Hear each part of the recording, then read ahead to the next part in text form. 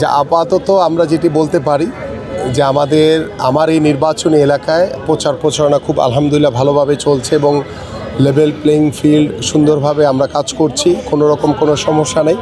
কিন্তু আমাদের জামাতের আমির তিনি আমাদের নারীদেরকে নিয়ে যে কুরুচিপূর্ণ বক্তব্য রেখেছেন, তিনি এখন নিজেকে বাঁচানোর জন্য, তার দলকে বাঁচানোর জন্য তিনি মিথ্যাচার করছেন।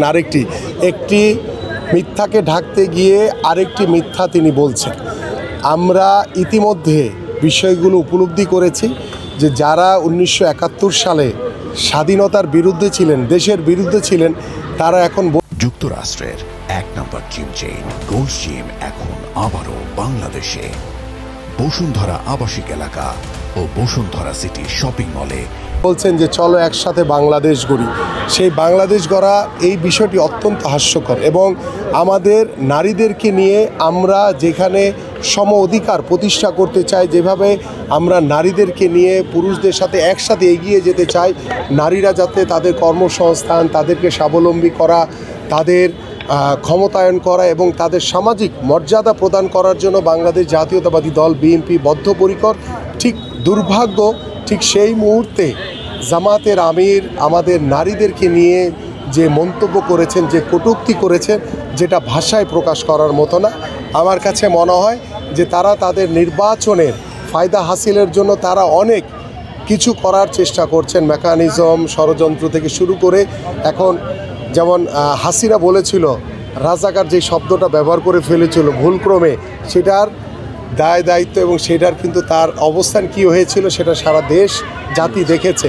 ঠিক এইভাবেই এগুলো আল্লাহর তরফ থেকে আসে যে আপনি যখন মিথ্যাচার করে কোনো কিছু অর্জন করার চেষ্টা করবেন, আপনি ঘরে ঘরে গিয়ে জান্নাতের টিকিট বিক্রি করার চেষ্টা করেছেন, এখন আর মানুষ এই টিকিট আর কেউ কেনে না, কারণ জান্নাত দেওয়ার মালিক হচ্ছে একমাত্র আল্লাহ, মানুষের কারো কোনো ক্ষমতা নাই। আপনি ঘরে ঘরে গিয়ে বিকাশের নামে, বিকাশ নাম্বার নিয়ে টাকা দিয়ে ভোট কেনার চেষ্টা করছেন।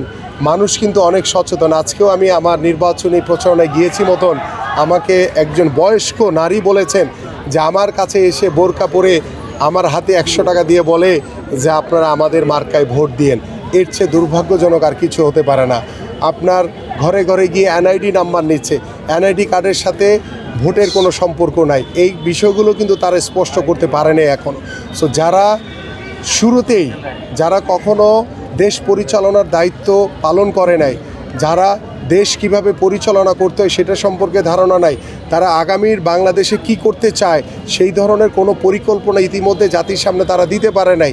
তারা শুধু ক্ষমতার মোহে পড়ে তারা মিথ্যাচারের পর মিথ্যাচার করে যাচ্ছে এবং আমরা দৃঢ়ভাবে বিশ্বাস করি জামাতের আমির যে কটূক্তি করেছেন আমাদের নারীদেরকে নিয়ে, তার জবাব তিনি 12 তারিখ ব্যালটের মাধ্যমেই পাবেন ইনশাআল্লাহ।